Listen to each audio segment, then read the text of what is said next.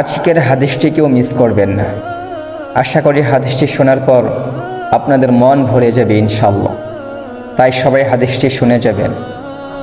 হযরত আলী রাদিয়াল্লাহু তাআলা আনহু তিনার স্ত্রী ফাতেমা রাদিয়াল্লাহু তাআলা আনহাকে বলতেছেন, ফাতেমা, তুমি এক টোকায় দরজা কিভাবে খুলো? প্রতি উত্তরে ফাতেমা রাদিয়াল্লাহু তাআলা আনহা বলতেছেন, আমার আব্বাজান শিখিয়ে দিয়েছে। আলী রাদিয়াল্লাহু তাআলা আনহু বলেন, কি শিখিয়ে দিয়েছি?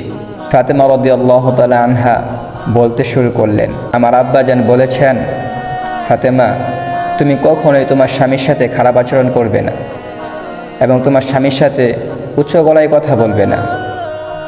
আরেকটা বিষয় মনে রাখো, আলী সারা দিন পরিশ্রম করবে, বাড়িতে আসার পর যেন দরজায় 2 টোকা না দিতে হয়, 1 টোকায় তুমি দরজা খুলে দিবে।